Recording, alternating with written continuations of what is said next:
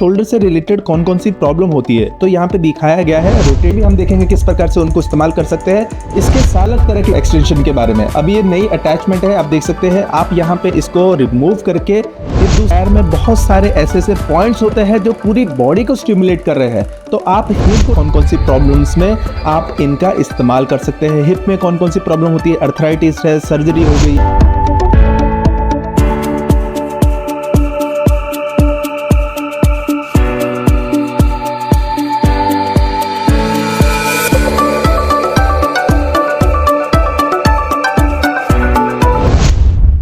सो आज हम देखने वाले हैं, हमारे पास ये PMS की मशीन है जो बहुत ही इफेक्टिव है। इसके बारे में हम थोड़ा समझने की कोशिश करेंगे, इंट्रोडक्शन लेंगे कि किस प्रकार से कौन कौन से फंक्शन होते हैं, कौन कौन सी प्रॉब्लम में हम इस्तेमाल कर सकते हैं, जो इजी टू यूज है, और इसके क्या क्या फंक्शन होते हैं इसके बारे में भी हम समझते हैं। तो ये आप देख सकते हैं पूरी की पूरी मशीन की स्क्रीन आपको दिखाई दे रही है। ऑन करने के बाद ये इस प्रकार से दिखाई देती है, और जब आप यहाँ पे देखेंगे तो यहाँ पे रेडी टू यूज कुछ फॉर्मूले दिए गए हैं जो 10 प्रॉब्लम्स होती है, जो स्पेसिफिक प्रॉब्लम्स होती है, जो ज्यादातर बहुत सारी प्रॉब्लम्स को कवर कर लेती है। तो वहां पे आप इन सभी की 10 प्रॉब्लम को यूज कर सकते हैं अपनी रिक्वायरमेंट के हिसाब से। तो आप देखेंगे यहाँ पे लंबर से रिलेटेड प्रॉब्लम है, एल्बो से रिलेटेड प्रॉब्लम है, थाइज, नेक, हिप, इवन शोल्डर, नीज, रिस्ट, फुट और ग्रोइंग से रिलेटेड जितनी भी प्रॉब्लम है आप वहाँ पे इसका इस्तेमाल कर सकते हैं। तो यहाँ पे आप किसी भी प्रॉब्लम, पर्टिकुलर प्रॉब्लम को आप इस्तेमाल कर सकते हैं। यहाँ पे आप क्लिक करेंगे तो यहाँ पे फंक्शन आ जाते हैं। जब आप यहाँ पे टच करेंगे तो यहाँ पे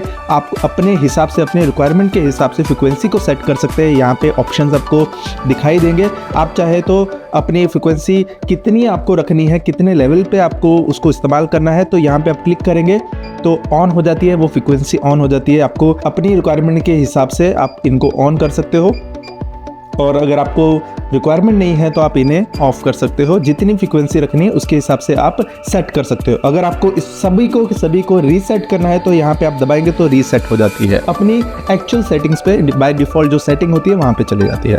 उसके बाद आपको यहाँ पे इंटेंसिटी कितनी रखनी है, पावर कितनी रखनी है, तो यहाँ से आप प्लस करेंगे तो वो इंक्रीज हो जाती है, और यहाँ पे माइनस पे क्लिक करेंगे तो आप वो इंटेंसिटी को कम कर देंगे। और यहाँ पे जो ये बार आपको दिखाई दे रही है, ये है टाइमर की बार। तो यहाँ पे आप माइनस पे क्लिक करेंगे तो टाइमिंग कम हो जाता है। आप देख सकते हैं यहाँ पे मिनट्स के हिसाब से टाइम दिखा रहा है, तो ये 14 मिनट्स हो गया।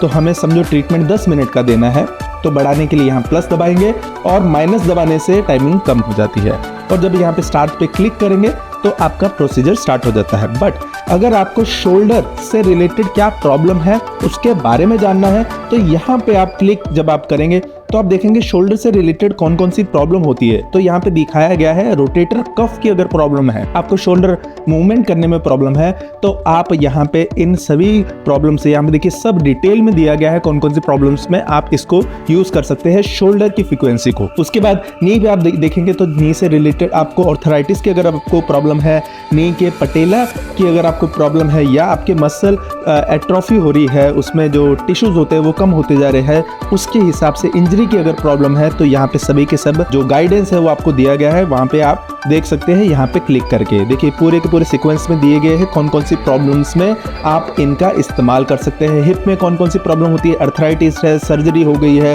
हिप के मसल में स्पैज्म हो गया है, उसके बाद हिप की डिसलोकेशन हो गई है। जब डिसलोकेट हो जाता है तो बहुत लोग परेशान होते हैं, नींद आने में दिक्कत होती है। तो इस प्रकार के आपको डिटेल में यहाँ पे बताया गया है।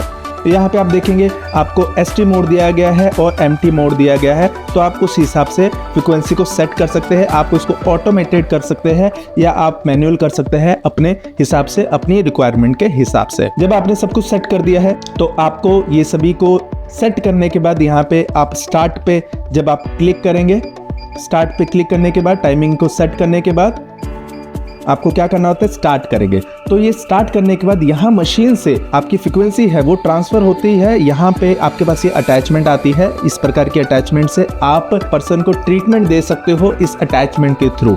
तो ये जो अटैचमेंट है ये बहुत ही इफेक्टिव है, इजी टू यूज है। आप बॉडी के अलग अलग पार्ट्स में इसको रख के यूज कर सकते हैं। तो अभी हम देखते हैं किस प्रकार से इस अटैचमेंट को बॉडी के ऊपर यूज करना होता है। जब हमने फ्रीक्वेंसी को सेट कर लिया, उसके बाद उसकी इंटेंसिटी को, टाइमिंग को सेट कर दिया, उसके बाद हम यहाँ पे इस स्टार्ट के बटन को क्लिक करेंगे। क्लिक करने के बाद हमें जो ये एक्सटेंशन है, इस एक्सटेंशन को इस्तेमाल करेंगे। जो ज़्यादातर ये एक्सटेंशन वैसे तो आप सर प्रॉब्लम में यूज़ कर सकते हैं, जो बहुत ही इफेक्टिव है, बट आप स्पेसिफिक आप शोल्डर के लिए आप देखेंगे इस प्रकार से जब रखेंगे तो बहुत ही इजीली और कंफर्टेबली आप शोल्डर में इसको इस्तेमाल कर सकते हैं। इवन आप अपनी एल्बो से रिलेटेड जो भी प्रॉब्लम है तो एल्बो में भी आप इस प्रकार से रखेंगे तो एल्बो की स्पेसिफिक ट्रीटमेंट में भी ये बहुत इफेक्टिव ये अटैचमेंट आती है। तो ऐसे कुछ अलग अटैचमेंट्स होती है, आप उसका भी इस्तेमाल करेंगे, आगे भी हम देखेंगे किस प्रकार से उनको इस्तेमाल कर सकते हैं। इसके साथ साथ आप यहाँ पे जो आपको नी से रिलेटेड प्रॉब्लम है तो उसमें भी ये इस अटैचमेंट को बहुत ही आसानी से इस्तेमाल कर सकते हैं। ये बहुत ही कंफर्टेबल है यूज़ करना और इससे रिलीफ लेना। तो आप इस प्रकार से इस अटैचमेंट को शोल्डर से रिलेटेड प्रॉब्लम है या आपकी एल्बो से रिलेटेड प्रॉब्लम है, नी से रिलेटेड प्रॉब्लम है, इनके लिए तो इफेक्टिव है, पर ओवरऑल भी आप पूरी बॉडी को यूज़ कर सकते हैं, पूरे बॉडी पे इसका इस्तेमाल कर सकते हैं। अगर किसी पर्सन को थाई से रिलेटेड प्रॉब्लम है तो आप यहाँ पे इस प्रकार से रख के आप थाई से ट्रीटमेंट कर सकते हैं। अगर किसी पर्सन को आर्म से रिलेटेड प्रॉब्लम है, अगर उनके बाइसेप में अगर कोई प्रॉब्लम है तो आप इस प्रकार से रख के बाइसेप पे आप ट्रीटमेंट दे सकते हैं। और इवन बैक की प्रॉब्लम है तो बैक पे रख के आप ट्रीटमेंट दे सकते हैं। तो ये अटैचमेंट हर तरह की प्रॉब्लम पे आप बहुत आसानी से इसका इस्तेमाल करके उन पे ट्रीटमेंट दे सकते हैं। जैसे अभी हमने ऑलरेडी देखा कि किस प्रकार से अलग अलग प्रॉब्लम्स में हम इसको इस्तेमाल कर सकते हैं।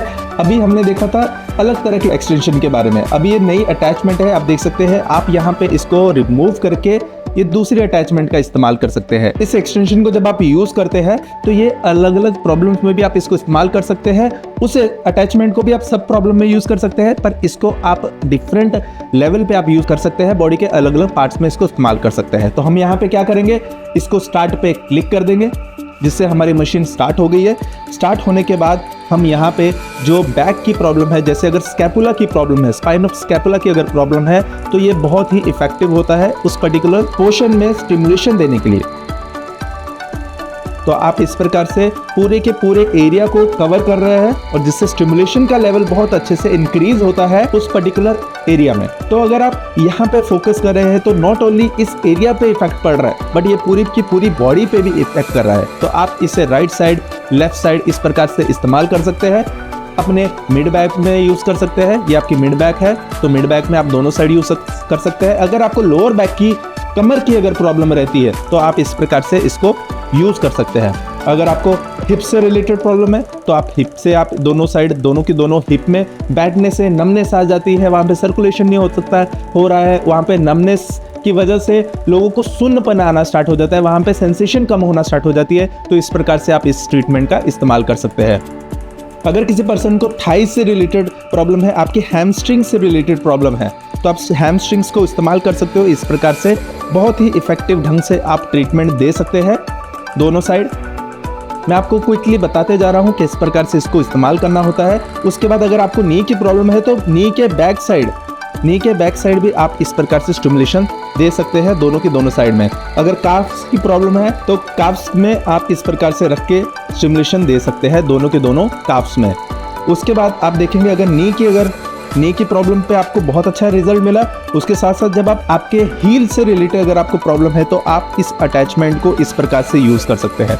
आप देखेंगे ये जो एरिया है, ये हील का जो एरिया है, वहाँ पे आप इस प्रकार से स्टिमुलेशन दे सकते हैं। तो आप ना ही केवल हील का इस्तेमाल कर रहे हैं, बट आप जो जितने भी ऑल्टरनेट मेडिसिन की, ये जो पैर में बहुत सारे ऐसे पॉइंट्स होते हैं जो पूरी बॉडी को स्टिमुलेट कर रहे हैं, तो आप हील को ट्रीट नहीं कर रहे हैं, आप पूरे के पूरी बॉडी को ट्रीट कर रहे हो अपने पैरों से। इस प्रकार से स्टिमुलेशन है, आप यहाँ पे ऊपर की साइड भी इसको स्टिमुलेशन दे सकते हैं, जिससे आपकी पूरी की पूरी बॉडी पे आप स्टिमुलेशन दे सकते हैं। इवन आप दूसरे पैर में भी आप इसका इस्तेमाल कर सकते हैं। इस प्रकार से अपनी जरूरत के हिसाब से उस फ्रिक्वेंसी को आप सेट कीजिए और स्टिमुलेशन दीजिए आप पूरे के पूरे हील में और इवन अपने पूरे के पूरे पैरों में। तो आप इस प्रकार से इस अटैचमेंट का इस्तेमाल कर सकते हैं अलग अलग एरियाज में। इवन आप आर्म से रिलेटेड प्रॉब्लम है, क्योंकि हम मोबाइल बहुत यूज करते हैं तो उसकी वजह से हमारे हाथों में पेन आना स्टार्ट हो जाता है, तो आप आपके आर्म्स का इस्तेमाल कर सकते हो। जब आर्म पे आप स्टिमुलेशन देंगे तो आपके पूरा बाइसेप, ट्राइसेप, हर तरह के मसल उसमें आ जाते हैं। इवन आपको फोर आर्म की अगर प्रॉब्लम है तो आप उसमें भी स्टिमुलेशन दे सकते हैं। तो आप राइट और लेफ्ट दोनों साइड इस अटैचमेंट को यूज कर सकते हो। हर पर्सन इसको जब आप यूज करेंगे तो आपको खुद को अंदर से सर्कुलेशन का एहसास होगा और एक अलग तरह की फ्रेशनेस का एहसास होगा। तो आप इस प्रकार से इन अटैचमेंट्स को इस्तेमाल कर सकते हैं।